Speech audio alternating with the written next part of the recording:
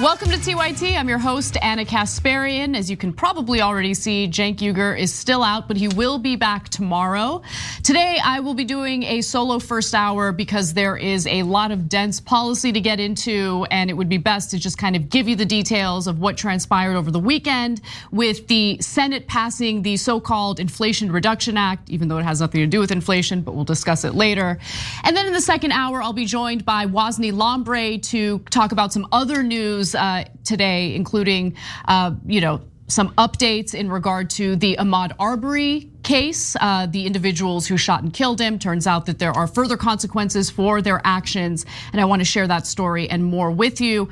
Also in the second hour, I'm very excited to interview the counsel, meaning the attorney for the Sandy Hook family in the trial that we've been covering, the defamation trial against Alex Jones. His name is Mark Bankston. He is awesome, and I can't wait to talk to him not only about that trial, but also the ramifications of the outcome of the trial. So we'll discuss that and more, by the way, including Alex Jones and his little scheme to declare bankruptcy, probably to skirt any financial liability as a result of the compensatory and punitive damages that were determined by the jury in that trial. We'll get into all those details. I'm really excited to get in the weeds of all of that. But before we do any of that, I just want to encourage you to like and share the stream. We want to get the message out. We want to get more eyeballs on the program. And it's a really easy way to help support the show. You can also become a member by going to tyt.com/join, or if you're watching us on YouTube, just click on that join button. It'll not only help support the show, but you'll have access to members only, exclusive members only content. Today, Woz will be joining me for the bonus episode, and we have a very fun story to share with you, so don't miss it. All right, well, why don't we get into the nitty-gritty of the Inflation Reduction Act? We're gonna divvy this up into 3 separate segments. The first one pertains to the climate provisions in the bill. Some good, some bad. Let's get into it. Over the weekend, the Senate managed to pass the so-called Inflation Reduction Act, which includes provisions pertaining to climate change, also some provisions pertaining to tax increases for corporations and the ultra wealthy, and there are provisions in there in regard to health insurance and healthcare in America. For the purposes of this portion of the story, I want to focus on the climate provisions, what the legislation means, and what is likely to happen after the House passes its version of this legislation. Now, let me begin with the good, okay? For some of the people who are incredibly sensitive to any criticism or critique toward the Democratic Party, let's do the sandwich method, okay? I'll ease you into the information you need to know by starting off with the positives in this legislation. So according to what we know so far in regard to what the Senate has passed in this bill, the bill would invest nearly $400 billion over 10 years in the tax credits aimed at steering consumers to electric vehicles and prodding electric utilities toward renewable energy sources like wind or solar. That is good. What I particularly like about that is that there is money allocated specifically for ordinary Americans, so they have some subsidies, they get some support from the federal government when it comes to purchasing electric vehicles. There is a mineral shortage that is incredibly necessary for the batteries of electric vehicles. That is expected to drive up the costs of these vehicles in the next few years, and it is incredibly important that the federal government offers support to ordinary Americans so they're not left, trying to figure out what to do when there's all this pressure to purchase cars that are much better for the environment. Now, the tax credits do include $30 billion to speed the production of solar panels, wind turbines, batteries, and critical minerals processing. $10 billion to build facilities to manufacture things like electric vehicles and solar panels. And there's also $500 million through the Defense Production Act for heat pumps and critical minerals processing. So there's money allocated for the manufacturing of these products. There's money allocated for ordinary Americans to be able to purchase electric vehicles. So far, so good. Let me give you more. Energy experts, this is the part that I want you to be careful with, okay? This is what the New York Times reports. But it's not just the New York Times. Every single publication uses the same wording. Energy experts said the measure would help the United States cut greenhouse gas emissions by 40%. below 2005 levels by the end of this decade. Okay, so let's pause right there. Who are the energy experts, and can we please see that analysis? I have yet to see any analysis. I have yet to read a single report that specifies who these supposed energy experts are. Are they energy experts who work for oil and gas lobbies? Are they energy experts who focus on renewable energies? What kind of analysis have they done? What kind of methodology are we talking about? Everyone's just kind of taking what these reports say at face value without any specificity. That's a small issue I have here, but I do think it's incredibly important for the media to be specific about what they're referring to when they just vaguely say energy experts. But let me continue. Far more will be needed to help keep the planet from warming to dangerously high global temperatures, scientists said. Which scientists? Again, I mean, we need to be specific, but Democrats considered it a momentous first step after decades of inaction. So again, there are positive elements to the climate portion of this bill, but what I am concerned about is whether those positive investments in renewable energies will be negatively mitigated by the handouts that will be given to fossil fuel companies. So now we get into some of the negative components. And what you'll hear from some of these Democrats who have given into these ridiculous concessions is that, well, we needed to get Joe Manchin on board, so we had to do all these favors for fossil fuel companies. Okay, I would argue that Joe Manchin is actually incredibly weak, has very thin skin, and if you're willing to use the bully pulpit, if you're willing to apply pressure, if you're willing to rally for a much more robust renewable energy bill in his state that would actually provide jobs and benefits in his state, he might actually provide concessions for Democrats, not the other way around, but they didn't play that game. So nonetheless, here's what we know so far. So the bill would also force oil and gas companies to pay fees as high as $1,500 a ton to address excess leaks of methane. So far, this is good. It's a powerful greenhouse gas, as we all know. And it would undo a 10-year moratorium on offshore wind leasing established by President Donald Trump. So far, that's good. I have no problem with that whatsoever.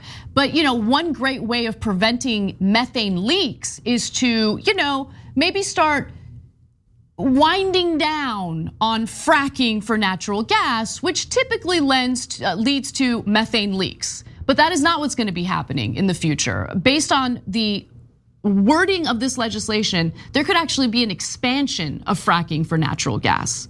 So let's get into that. What does that mean? Democrats agreed to a number of fossil fuel and drilling provisions as concessions to Joe Manchin of West Virginia, a holdout from a conservative state that is heavily dependent on coal and gas. Now, there are other concessions that they made. For instance, the measure would assure new oil drilling leases in the Gulf of Mexico and Alaska's Cook Inlet. It would expand tax credits for carbon capture technology, which is mostly garbage. This is a PR mechanism that's used to convince Americans that it's okay to continue using dirty fossil fuels because we'll do carbon capture.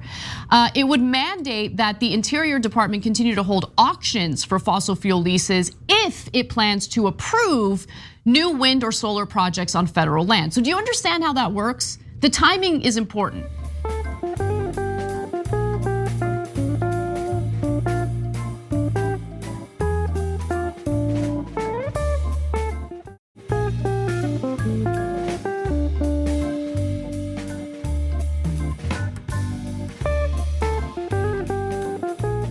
So before you could even consider new projects for wind and solar on federal land, you have to first provide new leases for oil and gas drilling.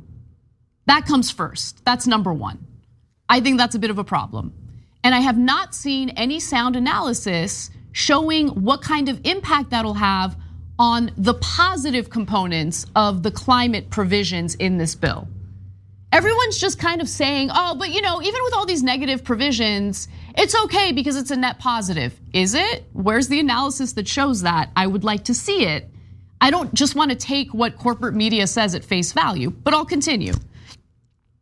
The legislation includes components that are helpful to our business, said Rich Walsh, of Valero. He said this during the fossil fuel giant's earnings call. And I've, by the way, shared this with you before. I've shared that quote with you in our prior coverage of this bill. And the reason why I do it is because if you have CEOs of fossil fuel companies say, this is tight, we like this, maybe we need to reconsider whether or not this is a bill that goes far enough in getting us where we need to be in cutting, carbon emissions. I'm just putting that out there. In fact, Kathleen Gama, who's the president of Western Energy Alliance, says this bill forces them not to neglect oil and natural gas. So like the idea of responding to the climate emergency appropriately by expanding oil and natural gas drilling in the country just seems strange to me. I feel like journalists should be asking more questions about that, but I haven't seen the right questions being asked. I've just seen reporters take what, the Senate is saying at face value. They vaguely mention that energy experts say this is great, it's gonna cut carbon emissions by 40%, which by the way is still not where Biden said he wanted to be. He wanted to cut carbon emissions by 50%. But nonetheless, they just take what the Senate says at face value and they roll with it. Now, one other thing that Manchin did receive as a concession here is a 304-mile gas pipeline that actually runs through his state. This was a huge priority for him, mostly because his corporate donors have made it a major priority of his. And I'll give you the numbers in just a moment. But this is the pipeline that we've talked about before. It runs through West Virginia through the Appalachian Mountains. It would transport Appalachian shale gas 300 miles from West Virginia to Virginia. It's interesting because there are citizens in Virginia who are outraged by this because work on this project had already begun. There were all sorts of environmental concerns, especially concerns in regard to contaminating drinking water in the area.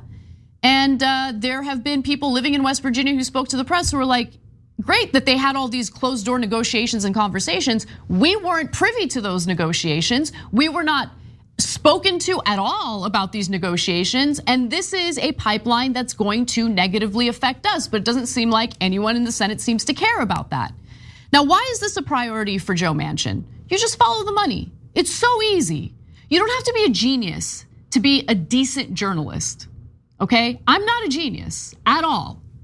I just understand how incentives and disincentives work. In this case, the incentive is money for Joe Manchin, both personally through his personal financial investments in fossil fuel companies and coal, and also when it comes to his own political campaigning.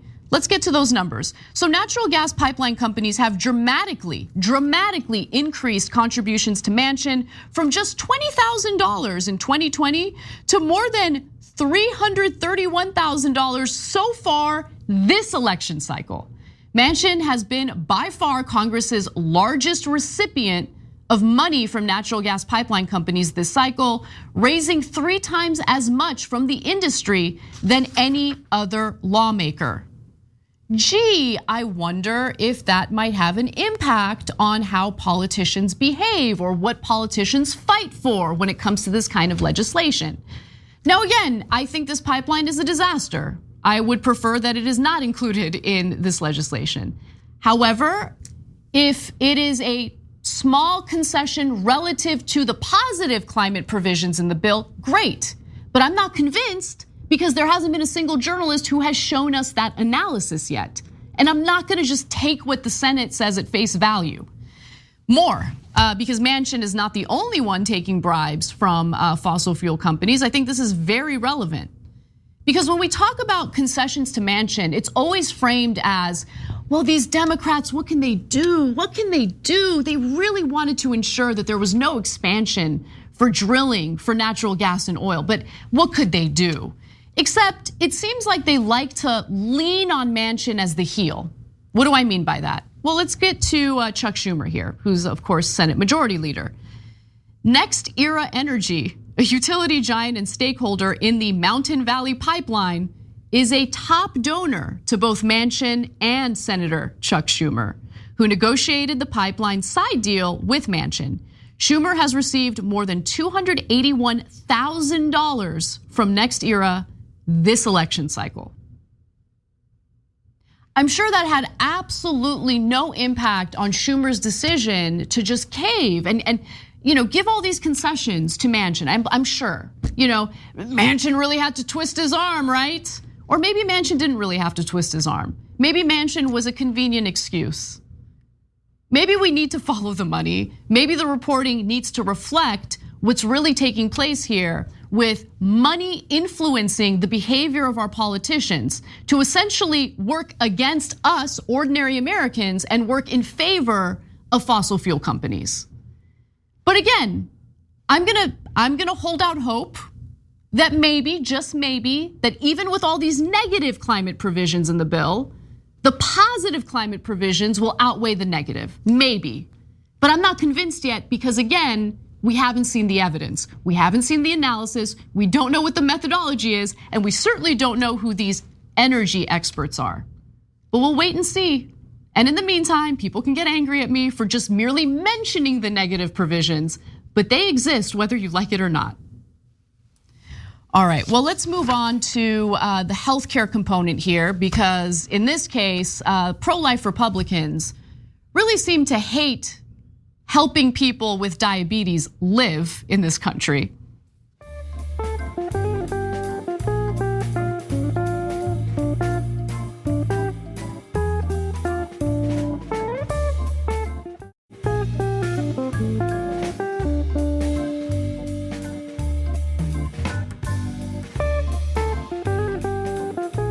The so-called Inflation Reduction Act, which passed in the Senate over the weekend, includes provisions that make some, not all, some prescription drugs more affordable for Americans on Medicare. But price caps on insulin were defeated for Americans who rely on private insurance.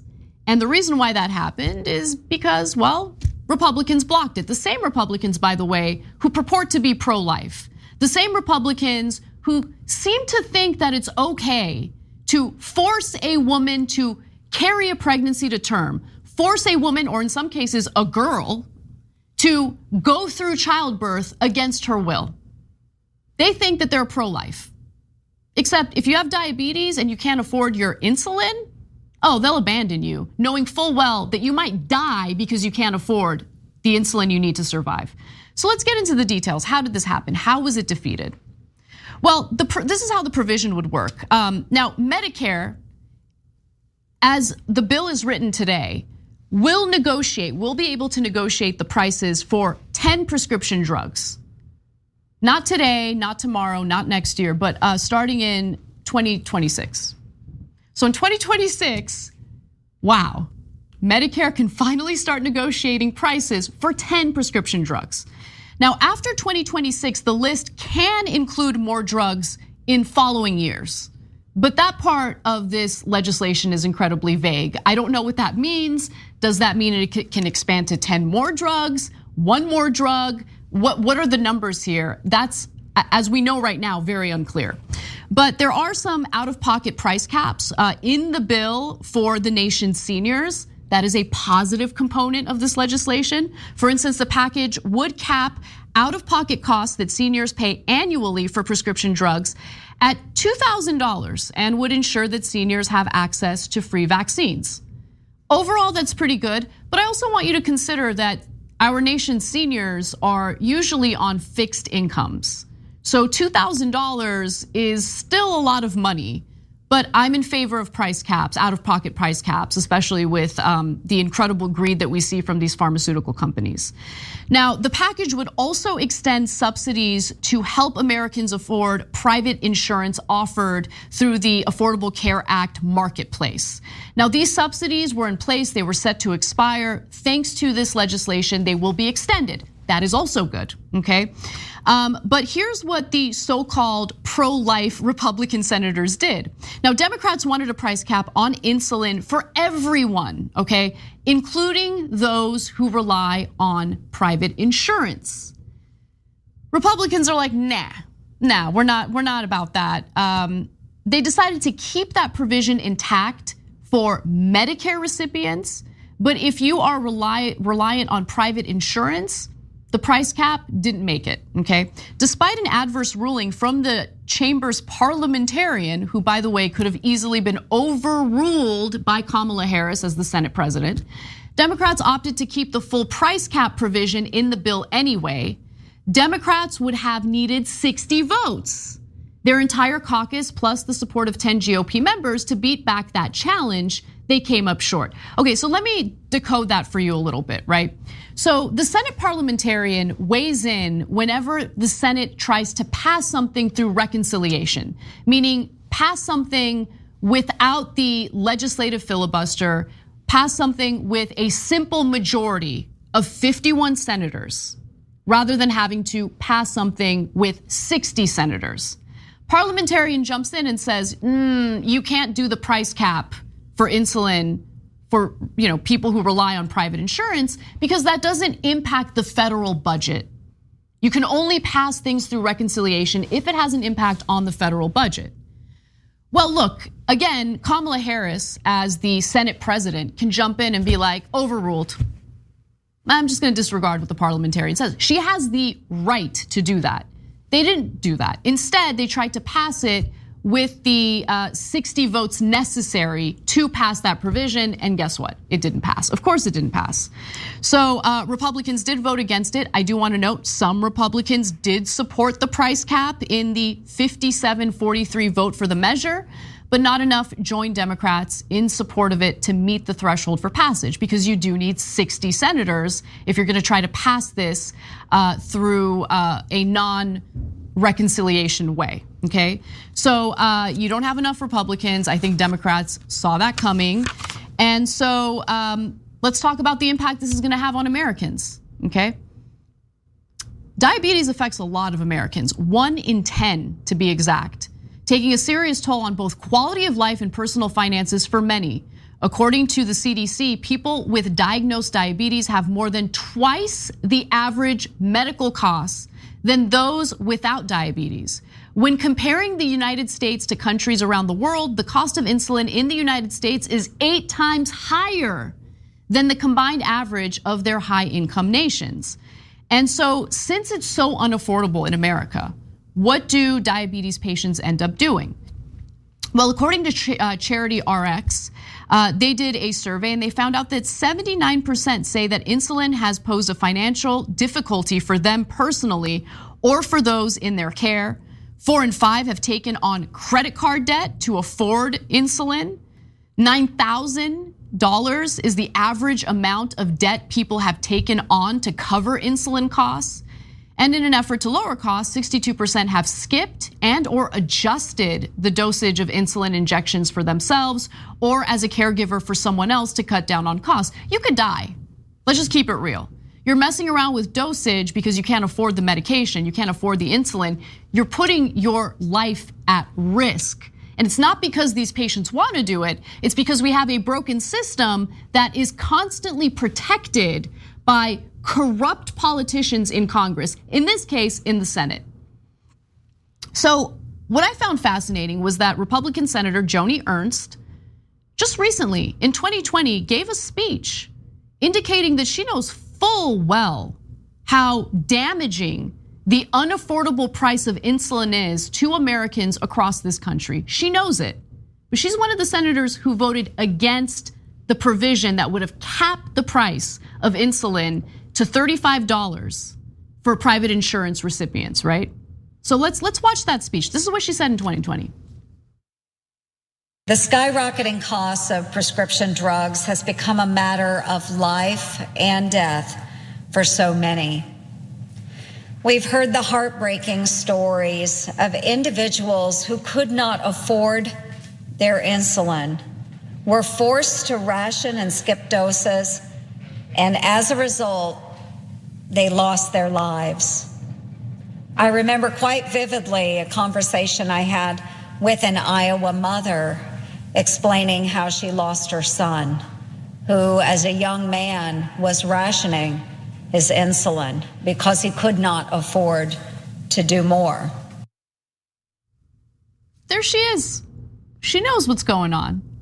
Yet she had the audacity, she had the gall to vote against the provision that would have capped insulin prices to $35 for people who have private insurance. And by the way, even if that provision had passed, it still wouldn't have been enough. Because what about the tens of millions of Americans who don't have insurance at all?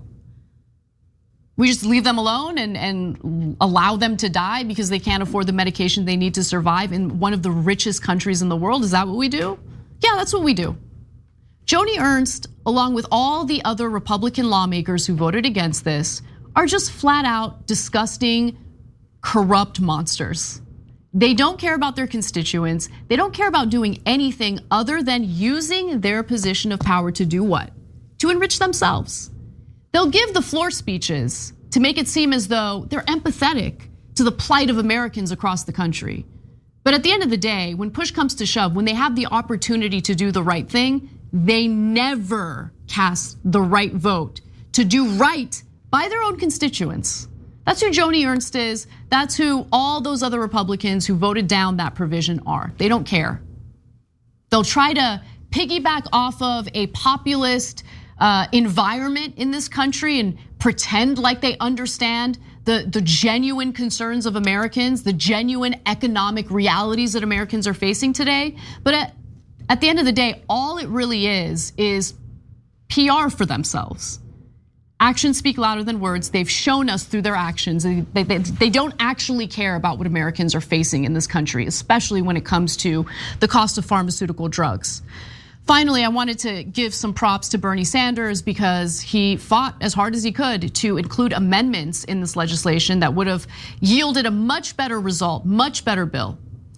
Sanders offered amendments that would have removed oil and gas handouts from the reconciliation bill. He added dental, hearing, and vision coverage to Medicare, established a civilian conservation corps. He strengthened the measures, drug price provisions, revived the expanded child tax credit, and hiked the corporate tax rate. These are all proposed amendments from Senator Sanders. And what happened? The Vermont senator was the lone yes vote on all but one of his amendments. Senators Raphael Warnock and John Ossoff supported the proposal to expand Medicare. That's nice.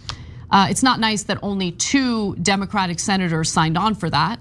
And when it came to all the other amendments, Bernie Sanders was the only one. In fact, here's Warren Gunnell's tweet that helps you visualize that. Our amendments cut Medicare drug prices by 50%. 1 senator voted in favor, as you can imagine, that's Bernie Sanders. Expand Medicare, as I mentioned, 3 senators voted in favor of that. Civilian Climate Corps, 1 senator, Bernie Sanders, voted in favor of that. Extended child tax credit, which Democrats were bragging had cut child poverty by 50%. They all voted no on extending that child tax credit. Bernie Sanders was the only one who voted yes.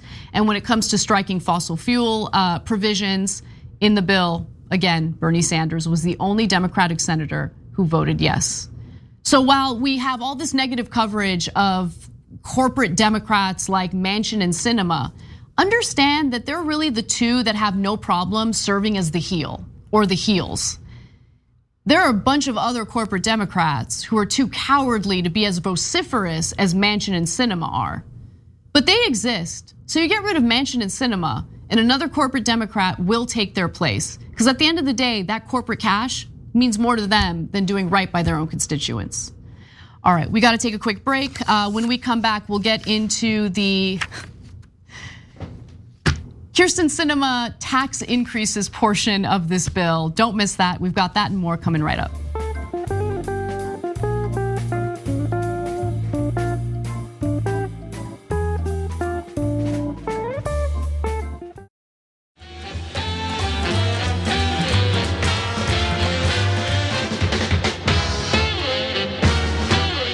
Welcome back to the show. I'm Anna Kasparian, and I just want to give a shout out to all the people behind the scenes that make the show possible, because I don't do it alone. Obviously, we got wonderful producers, graphics team, video editors. And if you're watching the show right now and thinking to yourself, wow, that lighting, it looks really good. It's because Edwin Umania has been tinkering with it and is making sure that we have the best production values and the best lighting in news. So thank you to Edwin for that.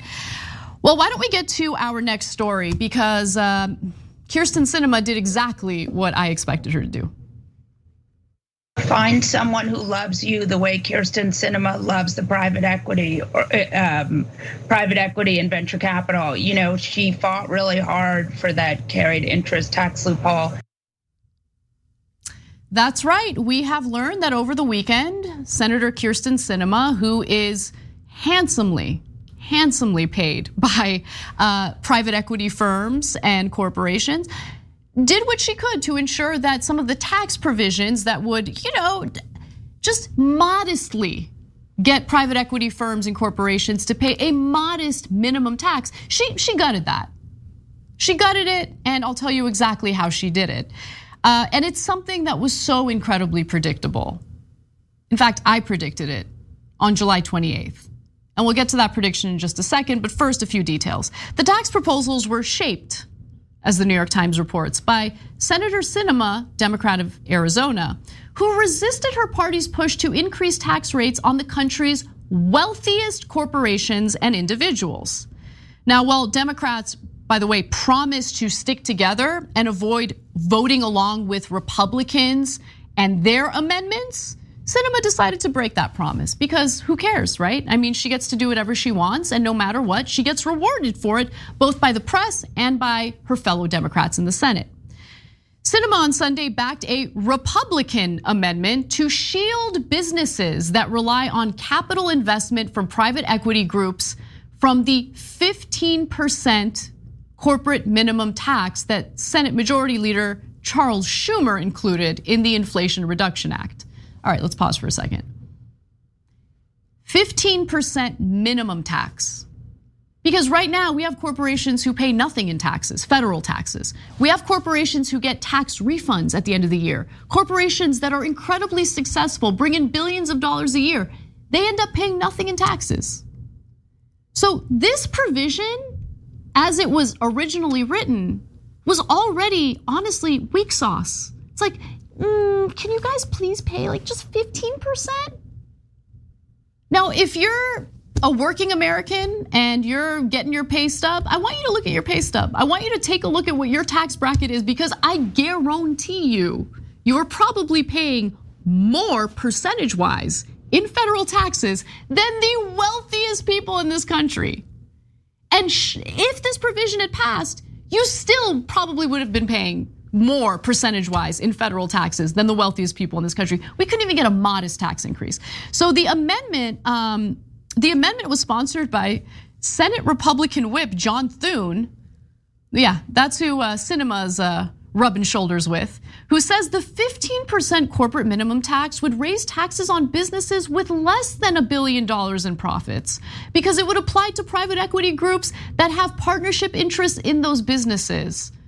Oh, those poor companies, what if they're bringing in less than $1 billion in revenue a year? Then we're gonna make them pay a minimum 15% tax? We can't have that. That would be unfair. Obviously, it wouldn't be unfair. And so, yeah, Sinema went along with this and decided to help Republicans gut the tax provisions that were already weak sauce to begin with. And on July 28th, who predicted that this would happen? Let's watch. The new bill, will include $739 billion in new revenue through a 15% corporate minimum tax, which, and I'm adding this part for myself, will be stripped out or stripped down by Krysten Sinema, because she has not weighed in yet. And I want to be clear that Krysten Sinema has been the most vociferous against any type of wealth tax hike, corporate tax hike, or tax hikes in general. She has been against it, she's been vocal about it, and she hasn't weighed in yet. So the idea that this is gonna pass with some increase in taxes for corporations is laughable to me. And if I'm proven wrong, I will be elated to come on air and tell you that I'm proven wrong. But that's my prediction. Now, I haven't been proven wrong. I've been proven correct, because it's not difficult to make these predictions given the incentives and disincentives. We talk about this all the time. You can think whatever you want to think about Sinema, okay? I'm not interested in a conversation about how she's a bad person or a good person. I am interested in a conversation about having to deal with a system that governs with the incentives in the wrong place, meaning the incentives are corporate cash being funneled to the campaigns of our politicians, both on the left and the right. So the incentives push these politicians to do the wrong thing, not the right thing. And in this case, you have an incredibly modest tax hike being stripped down from this bill, the Senate version of this bill. So to avoid the rate increase Sinema opposed, what did Democrats do? Democrats instead settled on a far more complex change to the tax code. A new 15% corporate minimum tax on the profits companies report to shareholders. It would apply to companies that report more than $1 billion in annual income on their financial statements, but that are also able to use credits, deductions, and other tax treatments, meaning loopholes, to lower their effective tax rates. Do you get what's going on here? It's like, okay, don't worry. We are going to implement this minimum tax, but we're gonna do it with all these loopholes baked in so they can skirt the 15% minimum tax. That's what this is. That's what's going on. She also forced the removal of a proposal supported by Democrats and Republicans, by the way, that would have narrowed a tax break used by both hedge fund and private equity industries to secure lower tax rates than their entry-level employees. So there were even Republicans who wanted to do something about that, and Sinema's like, nope. Don't you see how much money I'm taking from private equity firms? What do you do? You think I'm gonna go for this? No, not gonna go for this. Now let's follow the money. Let's follow the money. It's easy, it's not difficult. I'm not a genius, okay? The journalists out there who purport to be geniuses, for some reason, have a difficult time following the money, so let's follow the money.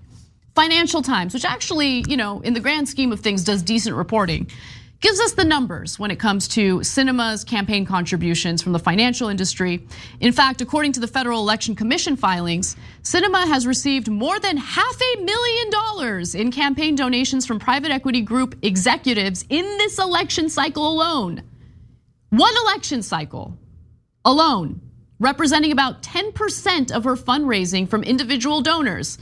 This includes individual donations totaling $54,900 from executives at KKR, $35,000 from Carlyle, $27,300 from Apollo, $24,500 from Crow Holdings Capital, and $23,300 from Riverside Partners.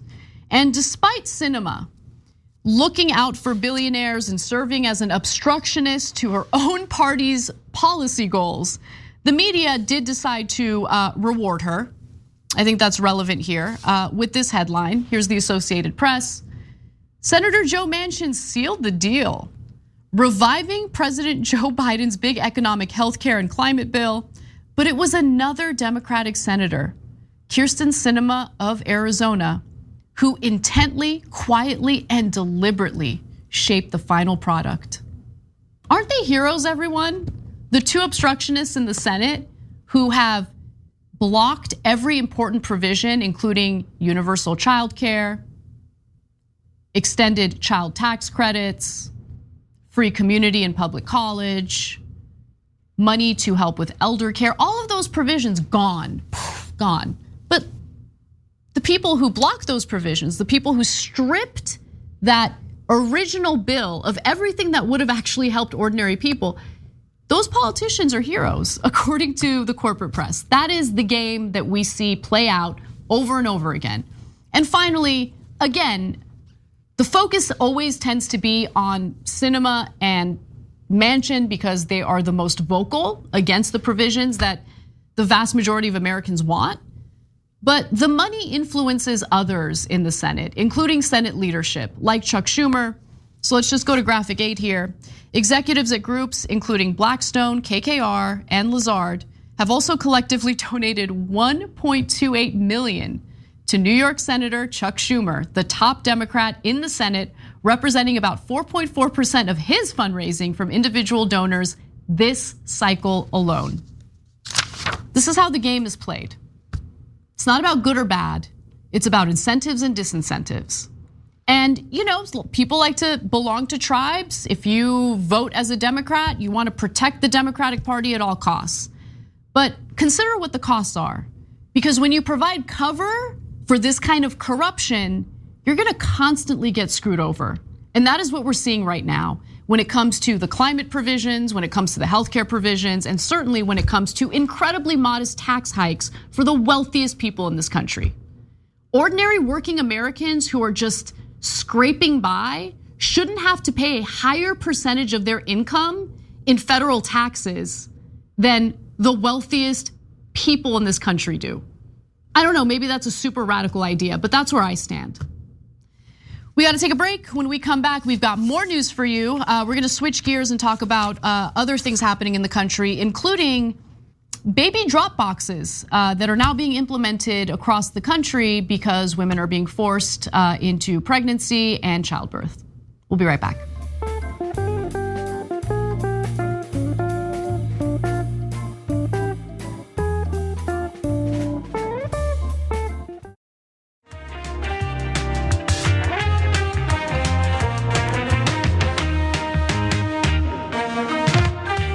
Welcome back to TYT. I'm Kasparian, and we've got a lot more news to get to. So why don't we talk a little bit about what has just transpired in the state of Indiana?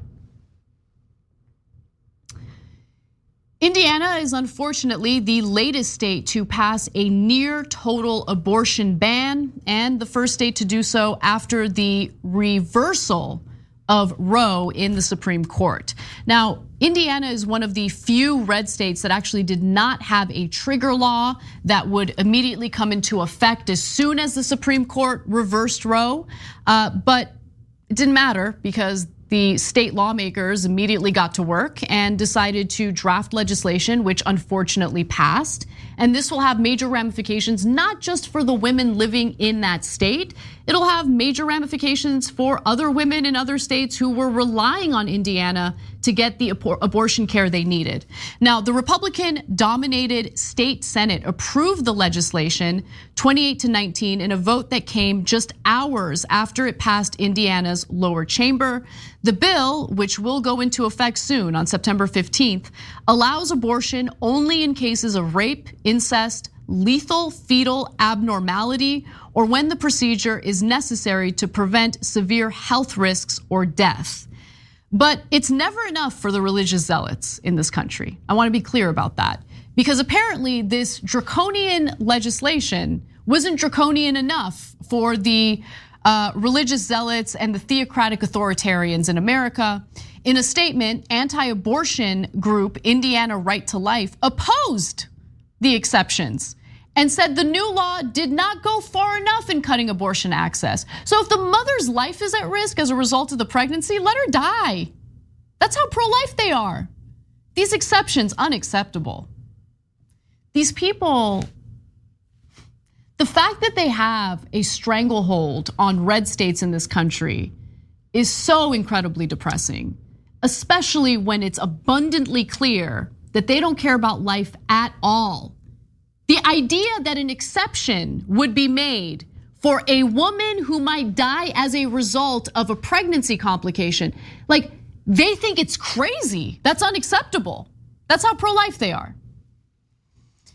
So again, this will impact women and girls in the state of Indiana, of course, but there were women in neighboring states that were relying on Indiana to get the reproductive care and abortion care they needed. In fact, not too long ago, a story involving a 10-year-old rape victim who became pregnant was all over the headlines. And this girl had to travel from Ohio to Indiana in order to get an abortion.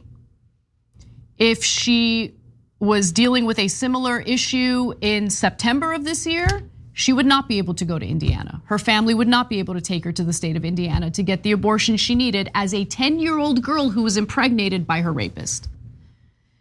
So what happens now? Because fact of the matter is, women are gonna be forced to go through a pregnancy they don't want, months and months of a pregnancy that changes their body, that puts them through a lot physically and emotionally. Then they have to go through childbirth, hours and hours of labor, potentially a C-section where their abdomen is cut open and the baby is taken out that way, possibly a vaginal birth that's certainly traumatic when you want the baby, but also incredibly traumatic when you don't want the baby. But what happens if, let's say, women don't have the means to support the baby that they were forced to have? Is the state of Indiana doing anything about that? Is there any type of social program, any type of support that's being offered to these women who will now be forced to carry a pregnancy to term and forced to give birth to a baby they don't want? Is there anything there? Especially in a country, by the way, that has an incredibly broken healthcare system. Is there any financial support? No. There's no discussion about that. But don't worry, there is discussion about baby drop boxes, because who doesn't want to treat babies as if they're an Amazon return, right? Super pro-life. So let's discuss that a little bit. Indiana has so-called safe haven boxes, okay? They're at fire stations where women can surrender their babies anonymously. So that is the support system that is now sprouting up in response to these draconian laws in red states. All 50 states have safe haven laws meant to protect surrendering mothers from criminal charges. The first, known as the Baby Moses Law, was passed in Texas in 1999 after a number of women abandoned infants in trash cans or dumpsters. But what began as a way to prevent the most extreme cases of child abuse has become a broader phenomenon supported especially among the religious right, of course, which heavily promotes adoption as an alternative to abortion. I should note, we already have a huge adoption crisis in America. We have about, let's see, what are the numbers again? Oh yeah, as of 2020, 407,493 children in foster care, and approximately 117,000 children waiting to be adopted. So it's not like there's a shortage of kids who need to be adopted, but it's okay. The right wing would like you to completely ignore that and pretend as though adoption is the best option if you find yourself with an unwanted pregnancy, even an unwanted pregnancy as a result of rape, by the way. So the adoptions themselves could also be problematic. You should know about that. With women potentially unaware that they are terminating parental rights and children left with little information about their origins. If a parent is using a safe haven, there's been a crisis and the system has already in some way failed, said Ryan Hanlon, president of the National Council for Adoption. So there are other issues with the safe haven adoption method, because again, does the woman or girl who is giving up the baby know that she is giving up all rights to that child? What if she changes her mind? How does that all work out? In recent years, there have been over 100,000 domestic adoptions annually and more than 600,000 abortions. Studies show that the vast majority of women denied abortions are uninterested in adoption and end up going on to raise their children, with no support, by the way, from the individuals who forced them to have the children in the first place. And when I say no support, I mean no financial support. Childcare is outrageously expensive.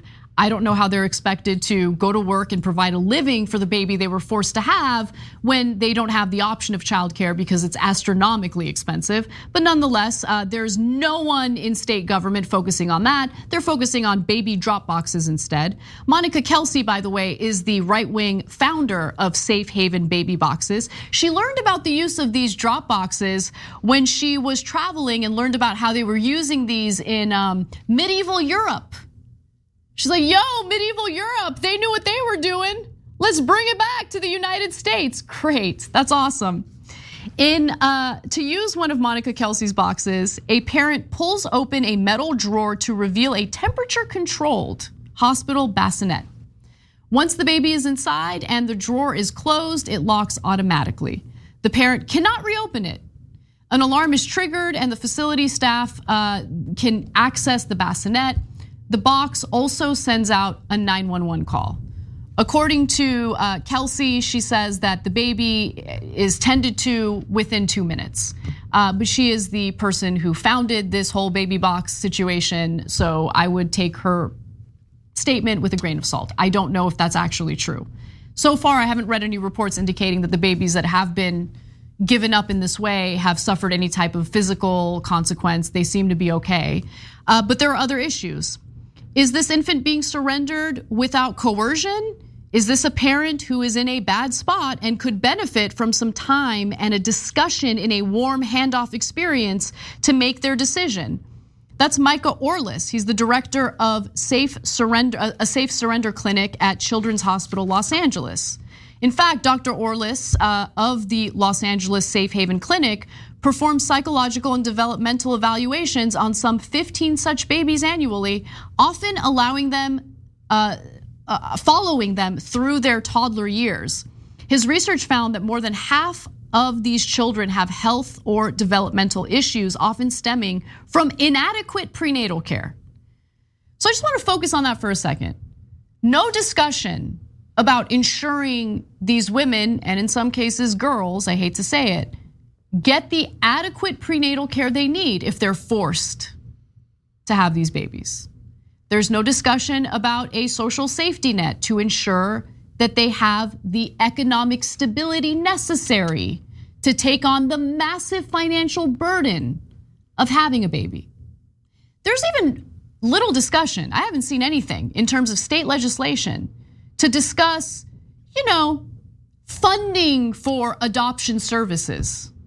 Because if you look at red states and what their foster care system looks like, what their adoption system looks like, it's a mess. So it's almost as if they don't really care about the baby's life. Because if the baby is given up by the mother and the baby is just put into the system and the system is underfunded, undervalued, what happens to that baby? Does that baby's life actually matter to the individuals who are implementing these draconian laws on a state level? Doesn't really seem like it. It seems like the religious beliefs, along with this need to punish and control women, is what's taking priority. That's what's at top of mind for these Republican lawmakers who pass these laws. And if Democrats don't call them out on it more effectively in their campaigning, they're honestly the most incompetent politicians imaginable. Because what they're doing here, what Republican lawmakers are doing here, both on a federal and state level, is incredibly unpopular. We just saw that play out with a ballot initiative in Kansas. Kansas's state constitution states that women have the constitutional right to abortions in that state. When right-wingers tried to pass an amendment that would strip the state constitution of that right, the voters in Kansas, a red state, overwhelmingly turned that amendment down. This is unpopular. People don't want the government getting in between them and their doctors and their healthcare decisions. So it's a layup for Democrats. I'd like to see more of a fight from Democratic lawmakers. Unfortunately, I haven't really seen much of that fight, but this is what they're up to. You don't have the money, you don't have the support, you don't have what you need to raise a child that you're forced to have. Don't worry, just put them in a drop box, it'll be okay. It's pretty sick. All right, we gotta take a break. When we come back, Wosny Lambre joins me for second hour stories, including an update on the father and son who murdered Ahmaud Arbery. Their sentence today is pretty great. We've got that and more coming right up.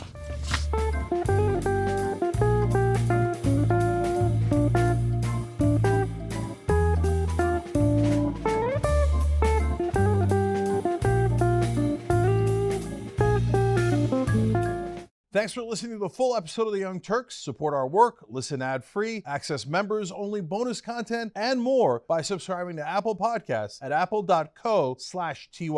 I'm your host, Cenk, and I'll see you soon.